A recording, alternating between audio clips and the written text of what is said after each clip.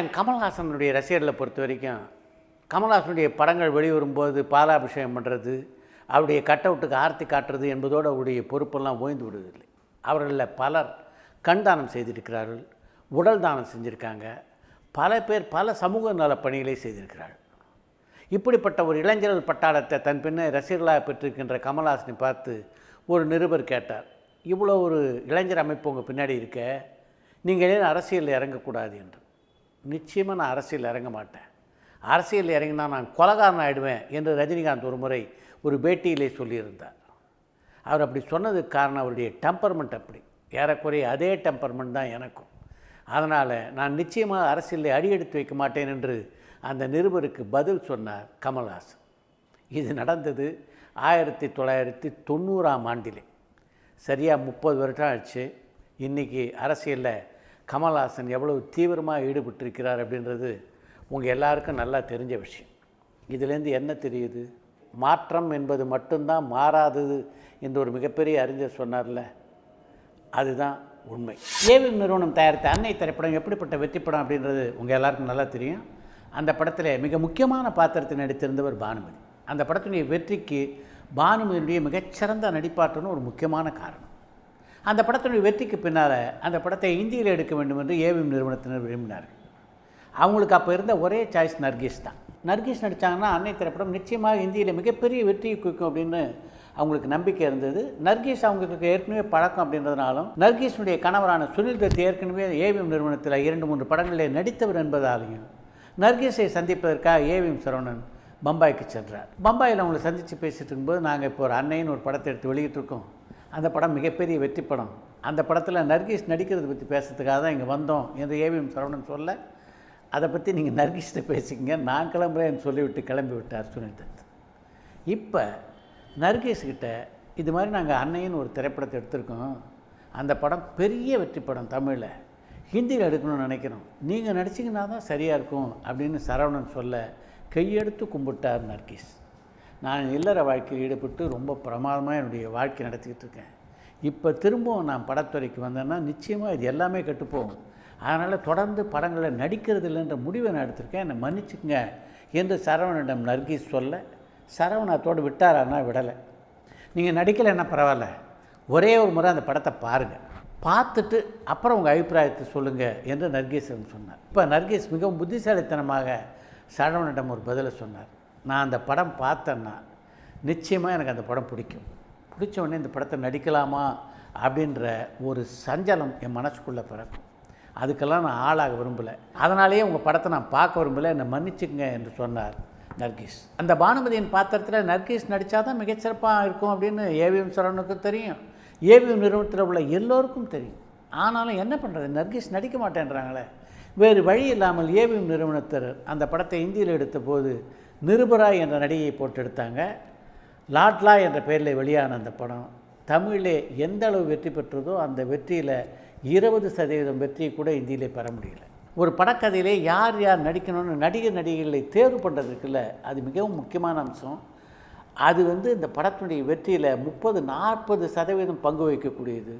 அப்படிப்பட்ட ஒரு முடிவை நாங்கள் சரியாக எடுக்க தவறியதனால்தான் அந்த அன்னை திரைப்படத்தினுடைய இந்தி பதிப்பு மிகப்பெரிய வெற்றியை பெறவில்லை என்று ஒரு கட்டுரையிலே பதிவு செய்திருக்கிறார் சரவணன். ஒரு படத்தினுடைய வெற்றி தோல்வி பற்றி சர்வசாதாரணமாக விமர்சிச்சிடணும், ஆனால் ஒரு படத்தினுடைய வெற்றிக்கு பின்னால் எத்தனை விஷயங்களை கூர்ந்து கவனிக்க வேண்டியிருக்கு பாருங்கள். காதல் மன்னன் ஜெமினி கணேசனுக்கு திருமணமான போது அவருக்கு வயசு 19, அவருடைய மனைவியினுடைய வயசு 14. அந்த இளம் வயதில் ஜெமினி கணேசன் கல்யாணம் பண்ணிட்டார்னா அதுக்கு மிக முக்கியமான காரணம் இருந்தது. அவருக்கு படித்து பெரிய டாக்டர் ஆகணும்னு ஆசை. அவருடைய குடும்ப சூழ்நிலை அவர் படிக்கின்ற அளவுக்கு இல்லை. அவருடைய தந்தை ஜெமினி கணேசனுடைய 11ஆவது வயதிலேயே இறந்துட்டார். அப்படிப்பட்ட சூழ்நிலையில் தான் ஜெமினி கணேசனுடைய மனைவியின் தந்தை இருக்கார, அவர் நீ என் பொண்ணை கல்யாணம் பண்ணிக்க, உன்னை டாக்டர் ஆக்கிறது என் பொறுப்பு என்றார். அதனால தான் அவசர அவசரமாக பாப்ஜியை திருமணம் செய்து கொண்டார் ஜெமினி கணேசன். ஆனால் இவர் டாக்டர் ஆனன்னு ஆசைப்பட்டார்ல, அது நிறைவேறிச்சான்னா இல்லை.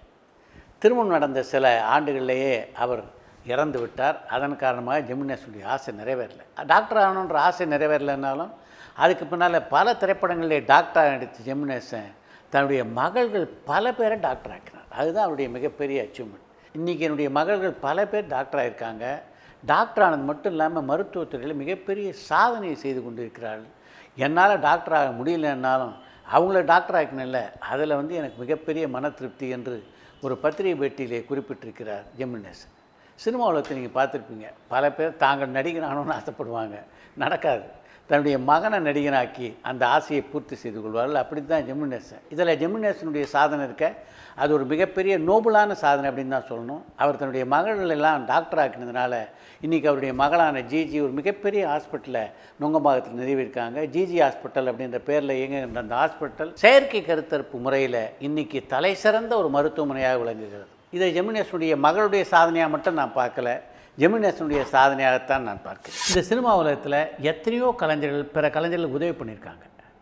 ஆனால் ஒருத்தருக்கு உதவி பண்ணும்போது உதவி பெறுகிறார்ல, அவருக்கு நாம் இவர்கிட்ட உதவி பெறுகிறோம் அப்படின்ற எண்ணம் தோன்றாத அளவுக்கு உதவி பண்ணுறதுக்குள்ள, அதுதான் மிகப்பெரிய விஷயம். அப்படிப்பட்ட ஒரு சம்பவத்தை தான் இன்றைக்கி உங்களோடு நான் பகிர்ந்து கொள்ளப் போகிறேன். மறுபடியும் படத்துக்கு அப்புறம் பொருளாதார ரீதியாக மிகப்பெரிய சிக்கலில் இருந்தார் பாலுமகேந்திரா. அவருக்கு என்ன பண்ணுறதுனே புரியல. அவரை மிகவும் பாதித்த கலைஞர்னா அது கமல்ஹாசன். எப்போவுமே கமல்ஹாசனை பற்றி குறிப்பிடும்போது கமல்ஹாசன் ஒரு அனாயாசமான கலைஞன் என்று குறிப்பிடுவார் பாலுமகேந்திரா. அவர்கிட்ட போய் உதவி கேட்போம், நிச்சயமாக கமல்ஹாசன் உதவி பண்ணுவார் அப்படின்ற எண்ணம் பாலுமகேந்திராவுக்கு தோன்றியது. அடுத்து நேரடியாக கமல்ஹாசனை சந்திக்க போனார்.